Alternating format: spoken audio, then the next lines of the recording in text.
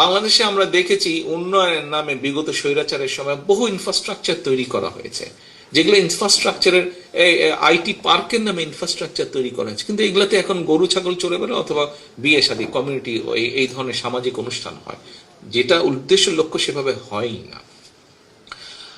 আমাদের একটি অন্যতম লক্ষ্য হচ্ছে আমরা কোনো মেগা প্রজেক্টে যাব না, কারণ আমরা দেখেছি মেগা প্রজেক্ট মানে মেগা দুর্নীতি। দুর্নীতির বিরুদ্ধে আমাদেরকে দুর্নীতির লাগাম টেনে ধরতে হবে। আমরা রাষ্ট্রের অর্থ, জনগণের অর্থ আমরা খরচ করব জনগণের শিক্ষার পিছনে, জনগণের স্বাস্থ্যের পিছনে, জনগণের হিউম্যান ডেভেলপমেন্টের, রিসার্চ ডেভেলপমেন্টের পিছনে আমরা খরচ করব। কাজেই সেজন্যই আমরা নতুন আইটি পার্ক বানানোর আমাদের ইচ্ছা নেই। পুরনো যেটা আছে সেটাকে ঘষে মেজে পরিষ্কার করে সেখানে আমরা ব্যবস্থা করে দিব এই যে যারা ঘরে বসে মেসে বসে কষ্ট করে কাজ করছে, আমাদের তরুণ সমাজের বৃহৎ একটি অংশ কন্টেন্ট বানাচ্ছে, কিন্তু সেটা নিয়ে সুন্দরভাবে কাজ করবে যে তার নেই, হয়তো ঘরের কোনায় বসে অথবা বন্ধুর জায়গায় বসে কোনো এক জায়গায় কাজ করছে, সে বন্ধুর বাসায় বসে।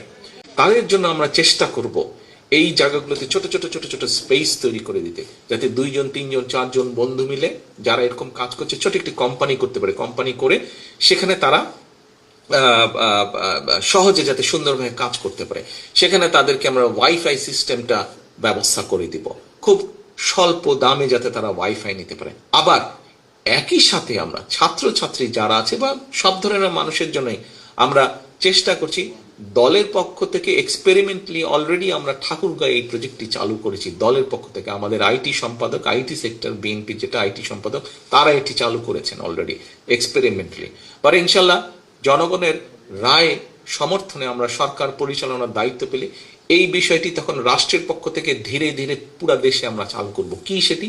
বিভিন্ন বিশ্ববিদ্যালয়, বিভিন্ন বড় ভালো কলেজ যেগুলো আছে, স্কুল যেগুলো আছে, বিভিন্ন ক্যাফেটেরিয়া বা ইম্পর্টেন্ট পাবলিক প্লেস যেগুলো আছে, সেইগুলোতে আমরা 1-1.5 ঘন্টার জন্য যে কোনো মানুষ লগ ইন করলে, লগ ইন করার কতগুলা স্ট্যান্ডার্ড প্রসিজিওর আছে, সেই প্রসিজিওর মেনে লগ ইন করলে 1-1.5 ঘন্টা ফ্রি ইন্টারনেট তাদেরকে ব্যবস্থা করে দিব আমরা, যাতে তরুণ সমাজ তারা ইন্টারনেটের মাধ্যমে স্ব কর্মসংস্থানের যে ব্যবস্থা তারা করতে চাইছে সেই ব্যবস্থাটি যাতে তাদের জন্য সহজ হয়, সেই কাজটি আমরা করতে চাইছি তাদের জন্য।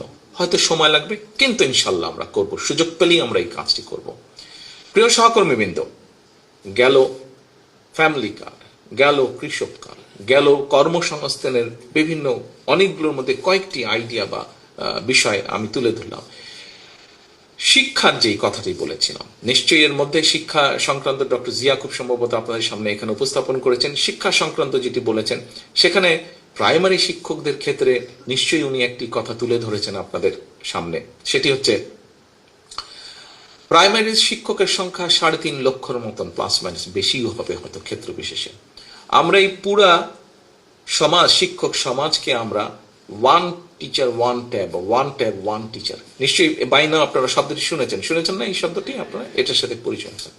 আমরা টিচারদের কাছে পর্যায়ক্রমিকভাবে একটি ট্যাবলয়েড বা ট্যাব আমরা পৌঁছে দেব, কম্পিউটার সর্ট অফ ট্যাবলয়েড আমরা পৌঁছে দেব।